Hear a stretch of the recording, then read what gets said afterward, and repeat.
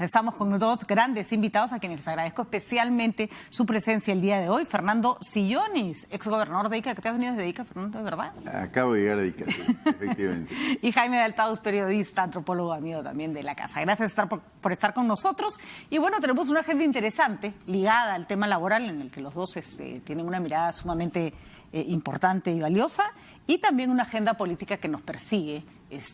Nos viene persiguiendo toda la semana. Parece que no vamos a tener tregua, por lo menos en este tipo de noticias durante un tiempo. Bueno, múltiples temas a los que se refirió el premier Salvador del Solar. Interesante sobre todo el énfasis que hace en la lucha que está haciendo el gobierno contra la corrupción y en el trabajo que tienen que hacer ellos, que creo que es importante, ¿no? Esta suerte como de desmarcarse del pleito con el Congreso, que ese no es nuestro pleito, impulsar un poco las reformas y también...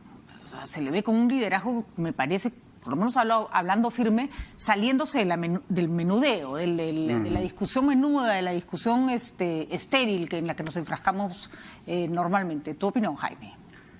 Bueno, sí veo que el presidente del Consejo de Ministros está afilando un poco más su discurso, ¿no? Es alguito más confrontacional con el Congreso que lo fue al principio. Espero que eso no escale, ¿no? Sino que, digamos, diga las cosas que hay que decir y las diga bien y no vaya a más. Pero, digamos, me parece bien su actitud en el sentido de que está con un perfil más definido. Él ha dicho ahí, por ejemplo, que la lucha anticorrupción que se está desarrollando desde el Poder Judicial, desde el sistema judicial, va a atraer más inversión porque va a presentar al Perú como un país en el que la justicia funciona.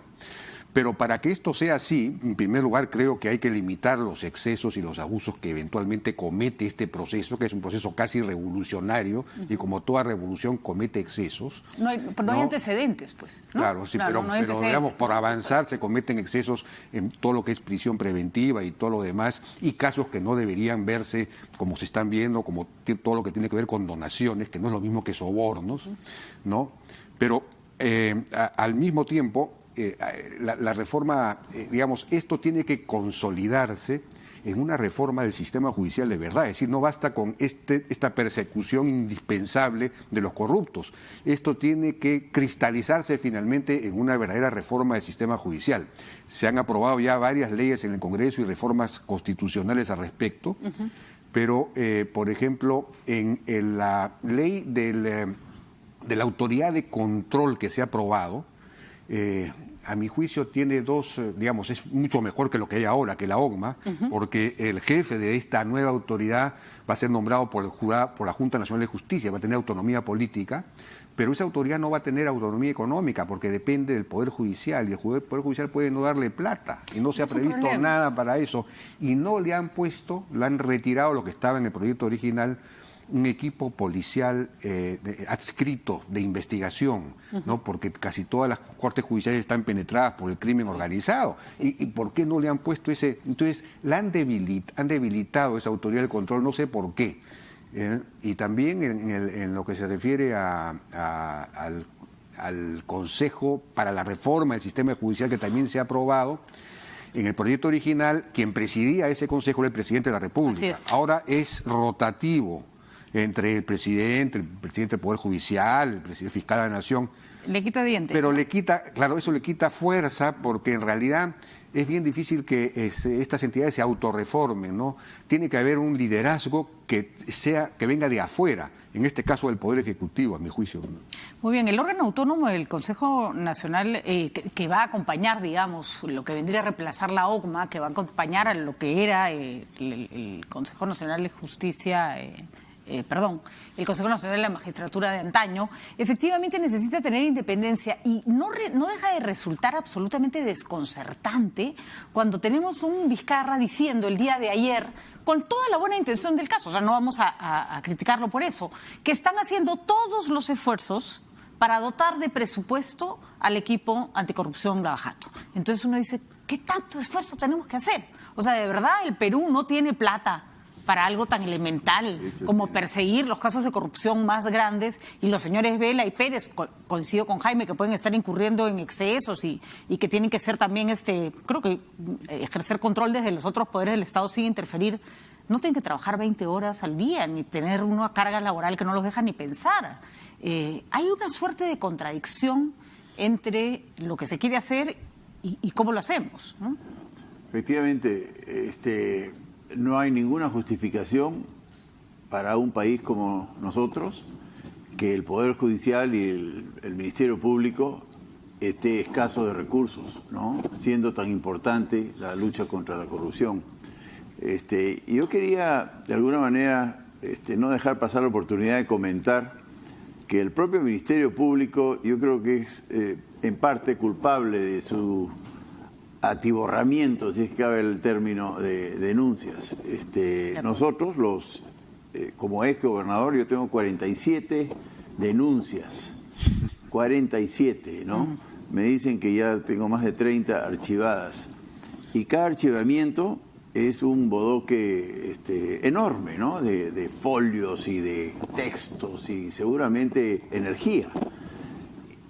Sin embargo, incluso puedo decir que hay personas, individuos, que se dedican a denunciar. Claro, ¿no? claro. Viven de eso.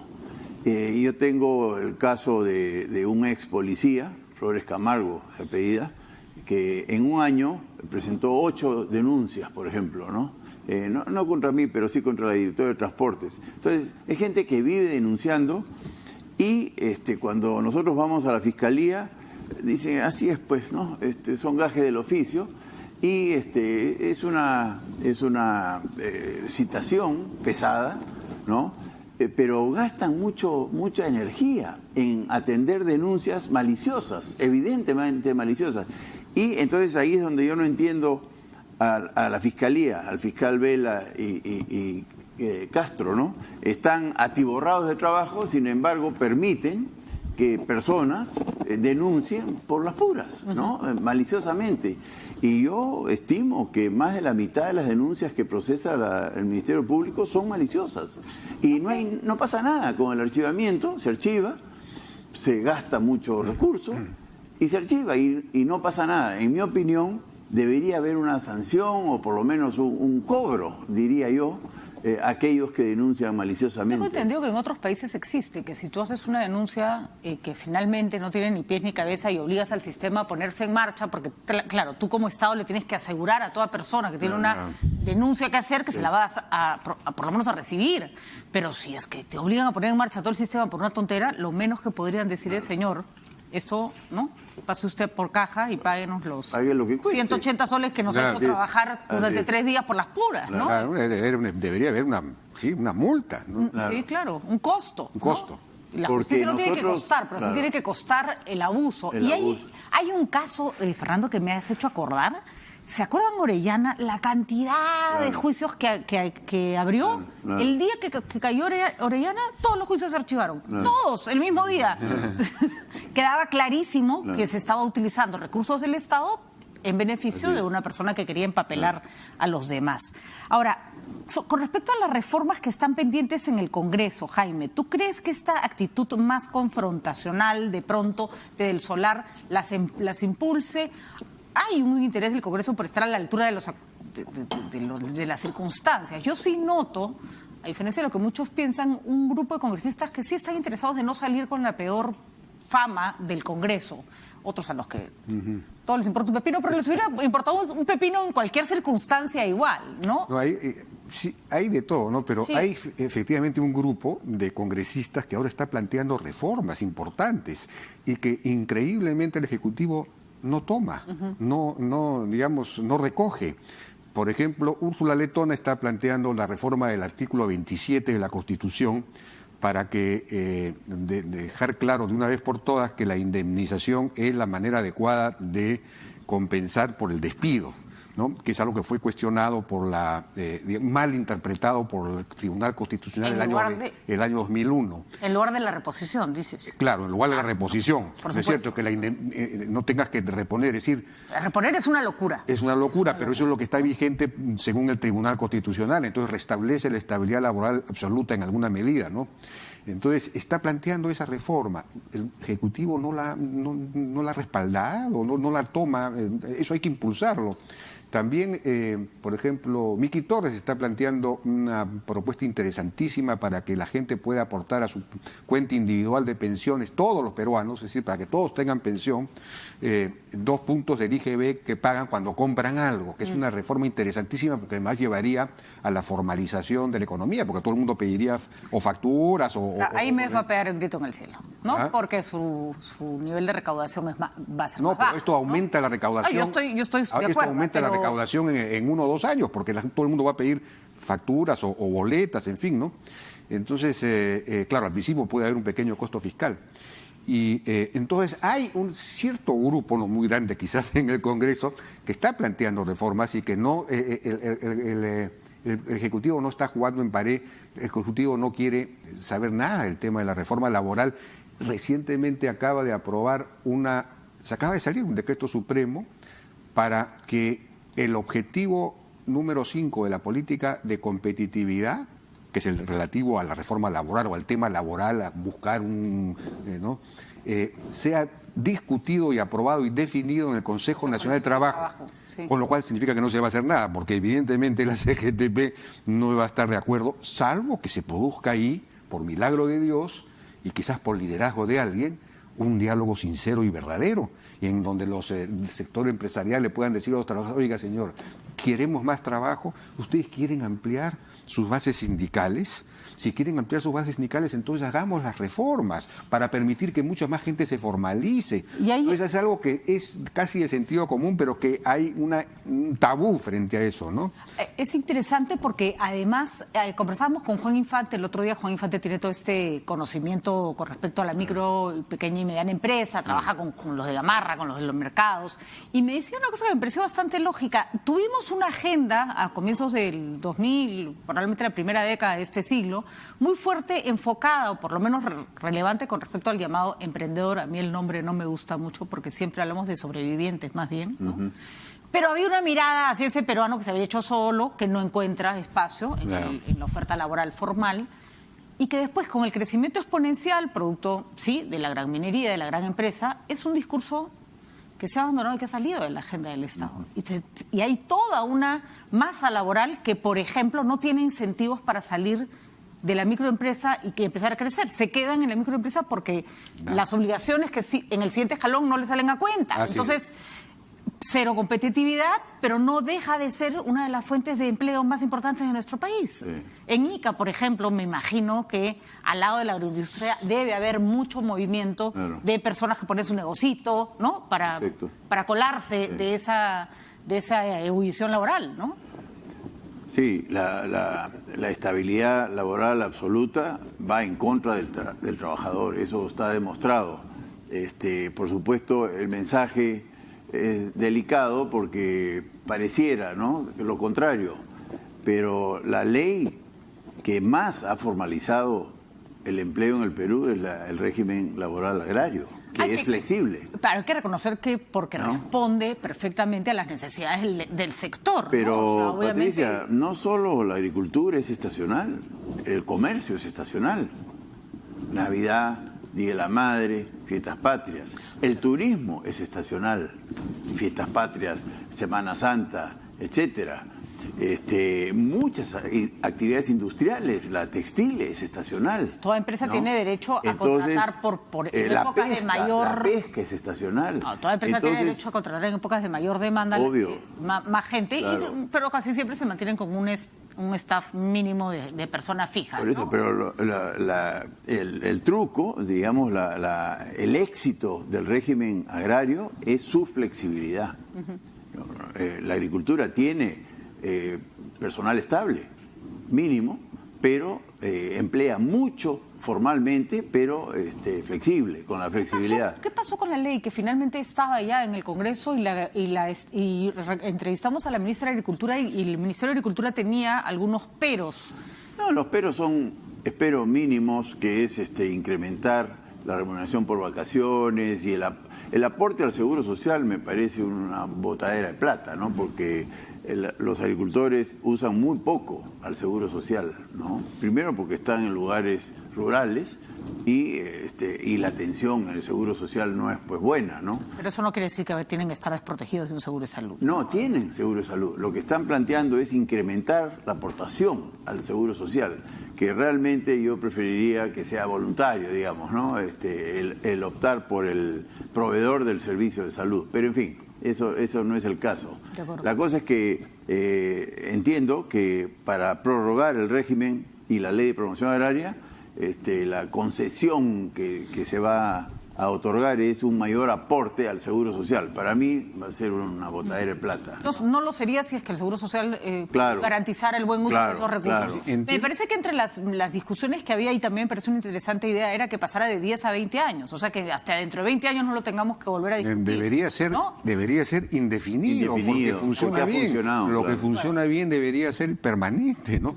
¿Por qué estar renovándolo cada cierto tiempo? En cambio, lo que no funciona bien, que es el régimen general, es permanente. Eso sí, definitivamente no funciona bien. Funciona para un grupo tan reducido, y lo que a mí me parece... Funciona para la gran empresa. Para la gran empresa sí funciona, pero si todos fuéramos gran empresa en el Perú sería extraordinario. Ese es el problema. No hay una agenda otra vez para los que no son gran empresa y para los que no están en condiciones Así de tener es. esas planillas. Y es ahí donde se concentra una masa laboral que, al no tener derechos plenos, no tiene ninguno. Así es, ninguno. Ninguno. O sea, Así es. tenemos o todo o nada, ¿no? Hoy día, el Día del Trabajo, es el día, digamos, que lo pueden festejar claramente todos aquellos que tienen trabajo formal, que están en planilla, que tienen derechos. Pero la mayor parte de los informales, en realidad, es un día perdido porque no tienen ingresos, si es que no trabajan hoy día. El feriado molesta. Entonces, claro, es un que problema, es una cosa increíble. Yo me acuerdo cuando enseñábamos en la universidad que los profesores universitarios que no están nombrados ganaban por hora de trabajo. Un feriado era un aniquilamiento a tu economía del mes. Así es. Pero podías perder, pues, no sé, 8 horas de trabajo en un día, ¿no? No, el régimen laboral peruano es un fracaso estrepitoso, ¿no? Si es verdad que el 70% de los trabajadores son informales, es un fracaso, pues. Y además hay algo que yo creo hace más obsoleta, y ojo que yo soy una gran defensora de los derechos en general de las personas, en todo sentido. Creo que el Estado tiene que acompañar a una población que paga impuestos con todos sus derechos establecidos, claro. ¿no? Y que ninguno puede ser negado bajo ninguna circunstancia. Pero lo cierto es que nada ha cambiado tanto en el mundo en los últimos años, bueno, no nada, pero pocas cosas han cambiado tanto como la naturaleza del trabajo. Claro. La naturaleza del trabajo es totalmente distinta hoy de lo que era hace 20, 30 años. Y sin embargo seguimos con una legislación para un trabajo que ya casi no existe. Acaban ¿no? de sacar la visión al 2050 y no hay ninguna visión en relación al tema laboral. No se ve cómo las relaciones de trabajo... ¿La que sacó CEPLAN? La CEPLAN con el Acuerdo Nacional. De acuerdo. Ahí tengo el gran documento. No hay nada, no se visiona, como dicen los militares, cómo es que van a cambiar las relaciones de trabajo con la cuarta revolución industrial, que ya se nos viene, ya está prácticamente acá, en donde ya no hay pues relaciones laborales in situ en el local. Uno puede trabajar en su casa, o de repente no va a trabajar para una sola empresa, sino para muchas. En fin, todo el mundo va a ser una especie de freelance, no sé, en fin, todo va a ser completamente diferente. Entonces no podemos tener leyes tan rígidas que hagan imposible que ingrese el progreso al Perú. Y por ejemplo, ahí tienes un buen ejemplo. El Estado siempre habla del empleo formal y el informal. Y yo siempre digo, ¿los independientes dónde quedamos? O sea, las personas que trabajan, emiten recibo, no están ligados a una empresa, no son informales o sea, ni siquiera existe un término dentro del Estado, porque no hay ninguna... Trataron de imponerle a ese sector, por ejemplo, el pago de AFPs con la misma fórmula que a los que estaban en planilla. Y uno decía, oye, un ratito, no, las circunstancias no son iguales. Y ese es el tipo de trabajador del futuro. Claro. Ese es el tipo de trabajador del futuro, ¿no? Bueno, los trabajadores del campo han dado la pauta, ¿no? Ellos trabajan en más de una empresa. Claro. Ellos van rotando y son formales. ¿Y tienen trabajo todo el año? Tienen trabajo todo el año, hay pleno empleo en ICA, hay inclusive escasez de mano de obra. El sueldo mínimo no existe, es imposible contratar a alguien por sueldo mínimo, tiene que ser 2, 3, 4 veces por encima, ¿no? Y funciona con la alternancia, con la flexibilidad. Pero bueno, hay políticos que no quieren ver eso, ¿no? No, y se toman medidas contradictorias, ¿no? Por ejemplo, hasta el año pasado uno podía deducir de su pago de impuesto a la renta la de hipoteca, ¿no? Descubrieron que había mucha gente que había deducido la hipoteca y ya quitaron el beneficio. Entonces, es como cuando, o si no, ahora puedes pedir recibo electrónico para que te deduzcan consumos, ¿no? De comidas y bebidas. Nadie sabe. Nadie sabe. Nadie ¿Cómo sabe, es posible que no ¿no? hayan difundido eso, que no haya, la SUNAT no haya sacado digamos, no haya hecho Campaña. difusión, una campaña, ¿no es cierto? Yo voy a los hospitales, perdón, ya estoy mal, a los restaurantes cuando voy y pido, entonces digo, me dan una boleta, es la cosa, con DNI. ¿Cómo? A veces el mozo no sabe bien de lo que estoy pidiendo. Y efectivamente hay restaurantes que todavía no tienen el sistema. Entonces yo cuando sí lo tienen le digo, ¿por qué no pones un cartel en la puerta que diga nosotros emitimos boleta electrónica? Ya se puede convertir en un diferencial para ver si vas al restaurante A o vas al restaurante B, ¿no? Claro. Pero hay toda una lógica de empleo.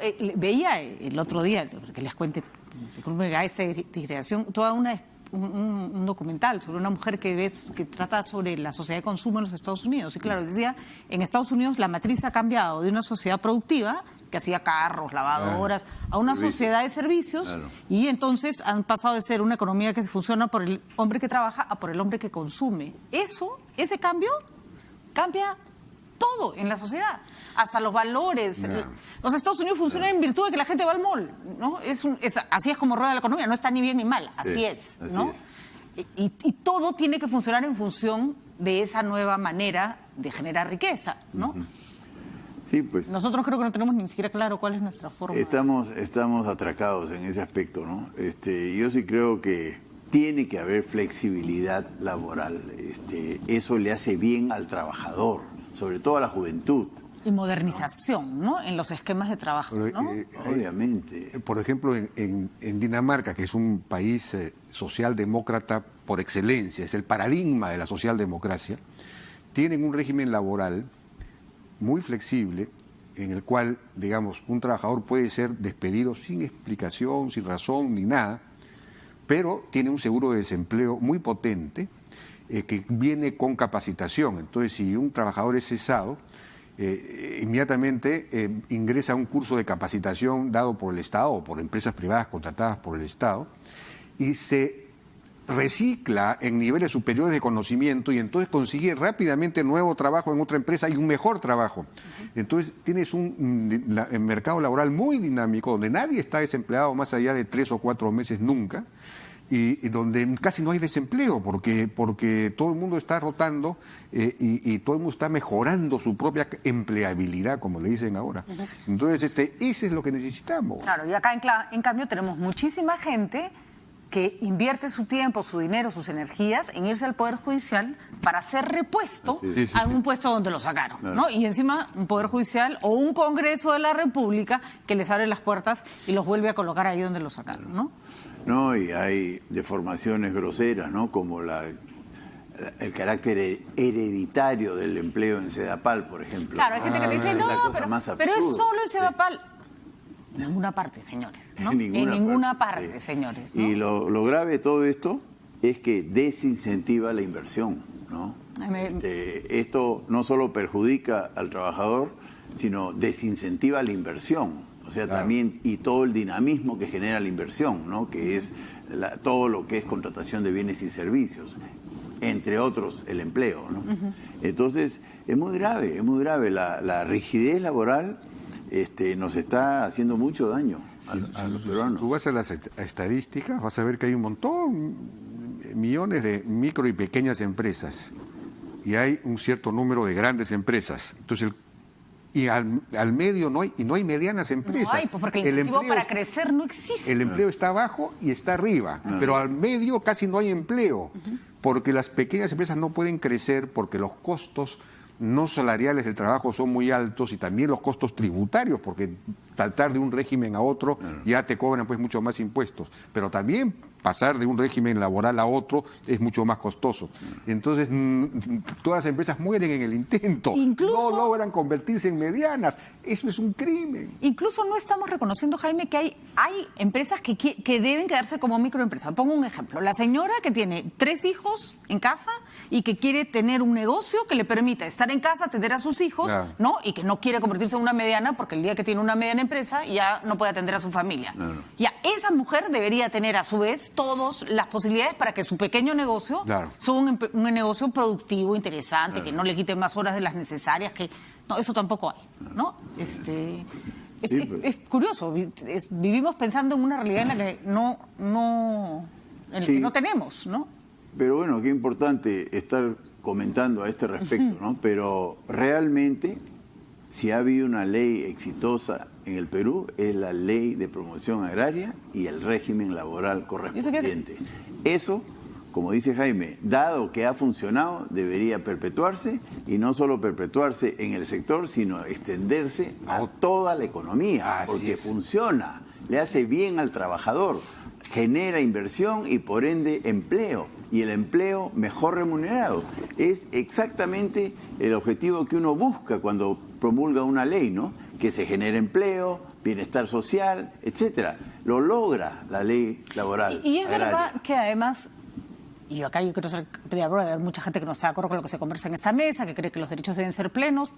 Hay espacio para todas las ideas, pero hay algo en lo que creo que todos tenemos que estar de acuerdo. La carga de la empresa en lo laboral es fuerte, pero además tiene una cantidad de sobrecostos que se le empujan por una cantidad de trámites ridículos que tiene que pagarle a la municipalidad, al ministerio, al al otro, que claro, encima después de pagar todo eso tienes que pagar, o sea, tienes una carga laboral fuerte. Ni siquiera se les permite ahorrar en gastos superfluos que el Estado mismo incurre para poder, de alguna manera, de darle más oxígeno a la empresa para contratar más gente, por ejemplo. Esto ¿no? reentronca este tema con el tema de la lucha contra la corrupción, porque para consolidar la lucha contra la corrupción no bastan estas persecuciones, esta lucha judicial que hay ahora. Y no basta la reforma judicial de la que hemos hablado. Hay que hacer un gran proceso de simplificación administrativa que el gobierno ha comenzado, está avanzando. Hay como 10 sectores que ya han reducido sus trámites en un 30% más o menos. Se necesita una simplificación regulatoria tremenda, eliminar un montón de normas que no hacen sino imponer un montón de cargas a las empresas, y entonces para eliminar las cargas tienes que coimear eventualmente. Y la digitalización del Estado también, que es fundamental para que haya celeridad, transparencia y todo lo demás. Eso elimina la corrupción y elimina estos peajes que son... La corrupción es un costo tremendo. Fernando puede hablar muchísimo de eso, porque él lo conoce y ha librado una batalla increíble en Ica contra la corrupción. Pero esto entronca, digamos, los dos temas, es que es bien interesante. Haris Mujica tenía un análisis sobre la informalidad interesante en el que decía que en realidad el pago de la coima no se convierte no es estrictamente un soborno, como se entiende en otras partes del mundo, sino es una manera de entrar al sistema. Claro. Es como, bueno, a veces, es una manera de entrar al sistema. No justifico el pago de la coima, pero hay gente que te dice, si es que no pago, esto no se va a mover y voy a quebrar, ¿no? Él tiene una etnografía extraordinaria del Poder Judicial que se llama Microredes de Corrupción en el Poder Judicial. Se pasó 2 años haciendo trabajo de campo en el Poder Judicial. Y él descubre que hay ciertas coimas que son funcionales a la justicia de la persona, porque una persona que realmente tiene una causa justa no puede avanzar si no paga. Entonces tiene que pagar para que le hagan justicia. No, bueno, en ese sentido tú puedes decir que es funcional, ¿no? Pero también el que no tiene razón, el ladrón, también paga y gana. Lo que pasa es que ninguno tendría que pagar para poder conseguir lo que necesita. Y la otra es el funcionario que entra y no tiene ganas de corromperse, todos los demás lo miran como diciendo, no, si tú no formas parte de la mafia, te vamos a sacar, ¿no? Te pasó, ¿no, Fernando? Claro, y fuertísimo te pasó. Ya que tocas el tema, esa es la corrupción que no está confrontando el gobierno. A eso decía yo, esta especie como de aparataje, ¿no? Que es la chiquitita, la de todos los días. La grande es indignante, yo respaldo plenamente todo lo que está ocurriendo, ¿no? La lucha contra esa corrupción es muy importante. Es grosera, es grosera. Sí. Y es indignante, así es, ¿no? Es un descaro. Así es. Pero esa no nos quita plata de nuestro bolsillo directamente. Indirectamente sí, porque encarecen las obras y todo lo demás. Se dejan de hacer cosas para el pueblo. Pero la corrupción menuda es terrible, es terrible. Cuando un mal médico esconde una cama, ¿no? A propósito, para después venderla a un pobre hospitalizado, eso es muy frecuente. De un hospital público. Público, ¿no? Eso se hacía en Ica. Se escondían las camas y, por supuesto, se vendían, y lo único que había que hacer era sacarla del escondite, por ejemplo, ¿no? Y por Entre ejemplo, otras cosas. mientras más contacto tenga uno en su vida diaria con entes del Estado, más cerca está de la corrupción. Claro. Yo he visto, una vez que fui a hacer un reportaje en un colegio, claro, las personas no se dieron cuenta que yo era periodista, ¿no? Hace muchos años. Y había una señora a la que le exigían un pago que no tenía que hacer. Así es. Y la señora paga, y yo decía, señor, ¿por qué paga? Y me dice, señorita, pues me voy a mi casa o voy a denunciar. No, me pierde, claro. Ni siquiera me alcanza para venir otro día. El pasaje le salía más caro que pagar los 3 soles que le estaban exigiendo. Y si no pagabas por la cama, no tenías dónde acostarte. Claro, Estás es un tema de enfermo, supervivencia. Claro. ¿No? En la mafia de transportes es grosera, ¿no? El tema de los brevetes es grosera. En educación se da lo mismo. A veces hasta para probar a estudiantes les cobran desde una gaseosa o otros favores indebidos. Esa corrupción no está siendo abordada. Esa es mi gran queja, ¿no? Hay muchos funcionarios, por ejemplo, que están con títulos académicos falsos. Eso es facilísimo detectar. Es una llamada telefónica a la universidad y se van. Y con el trabajo que está haciendo SUNEDU hoy, mucho más fácil que antes, sí, ¿no? Sí. Mucho más fácil que antes. Entonces, a mí me gustaría ver a mi país atacando esa corrupción, ¿no? Ahora, la gran empresa tiene una deuda esta vez, ¿no? Tiene una deuda grande porque creo que lo que hemos visto estas semanas, que es un reflejo a gran escala de lo que pasa todos los días a micro, molesta el doble. ¿No? Molesta el doble, porque tienes a la señora que tiene que pagarle al de la UGEL claro. 3 soles, porque si no su hijo no... Sí. Y tienes al otro que igual iba a ganar un chorro de plata, ¿no? Que no tiene ninguna necesidad y que nada, es pura codicia, puro... una manera de hacer negocios. Ahora, hablando no es de todos, hay empresas que trabajan muy bien, pero esto creo que moralmente el país le hace un daño horrible. Hay esta iniciativa que se lanzó en CADE, en el último CADE, de Empresarios por la Integridad, me parece que se llama, que es muy interesante, ¿no? Y que hay varios grandes empresarios que se han comprometido y han firmado a someter a sus empresas a unos procedimientos de certificaciones internacionales, incluso de compliance y digamos, es un compromiso antisoborno, para no sobornar, ¿no? Así es. Eso es fundamental, porque si ese ejemplo se da desde arriba, entonces puede calar, ¿no? Puede percolar hacia abajo. Ojalá que esto se consolide. Y yo creo que hay que empezar por la autocrítica, ¿no? Pocas cosas ponen tan nervioso a un empresario cuando les preguntamos por la corrupción. No son todos, sí, ya sabemos, pero son muchos, ya sabemos, pero son lo suficientes como para que se preocupen, ¿no? Son mucho más que los grandes, así ¿no? es. Digamos, clubes de la construcción existen en todos lados. Y hay de todos los rubros, de todo tamaño, así ¿no? es. Ese diezmo es un cáncer. Es un cáncer, no hay forma de proveerle un servicio a un municipio distrital menudo si no es a través de un soborno, ¿no? Un encarecimiento de la obra, un acuerdo, una componenda, ¿no? Ahora, es mucho terrible. más grande que no... A ver, una ley general del trabajo acorde a las nuevas necesidades del mundo, no del Perú, sino que mire el mundo, lo que está ocurriendo con el ámbito laboral es necesaria. Pero esta lucha contra la corrupción es muchísimo más grande que hacer reformas aquí o reformas allá. Bueno, ¿no? Son estas reformas que hemos mencionado, pero también la reforma de la descentralización es fundamental, eso lo puede testificar Fernando, ¿no? Hay una especie de feudalización del país en donde los sistemas de control y de rectoría nacional se han perdido, la autoridad central se ha perdido, y eso viene también de la mano con la reforma política, porque no hay partidos en el interior, en las provincias. Entonces, un alcalde entra por la libre, no pertenece a ningún partido, no tiene que rendir cuenta a ninguna estructura nacional, probablemente es candidato de alguna mafia, y entonces todo está completamente descontrolado. Entonces, la reforma política en ese sentido también es muy importante. Es decir, todo es un conjunto de reformas. Ahora, me ha preocupado que en la Comisión de Constitución he visto que han comenzado a discutir la reforma política no tomando como centro del debate, digamos, los 12 proyectos enviados por el Ejecutivo, que son en realidad de la Comisión Tuesta, sino que han comenzado por poner en debate el proyecto de código electoral que envió el Jurado Nacional de Elecciones hace no sé cuántos años, y luego el proyecto de código electoral que elaboró Patricio Donaire, y luego no sé cuántos otros proyectos que están en la propia comisión. Y entonces yo no sé cuándo cuándo vamos a llegar a los 12 proyectos estos, que en realidad ya están bien pensados porque recogen todos esos aportes que acabo de mencionar y tienen un sentido, una orientación, tienen una lógica orgánica. Entonces deberías centrar el debate en eso, en torno a esos 12 proyectos y llamar al Jurado Nacional de Elecciones, a Patricia Donaire y a otros que aporten o que discutan, que opinen, pero si no, no vamos a llegar nunca y vamos a terminar con una cosa completamente incoherente, ¿no? De acuerdo. Además, discutir todo y hacer que estás trabajando mientras sigues metiendo cosas para discutir es una manera muy elegante de no hacer absolutamente nada, ¿no? Es que no estamos acostumbrados.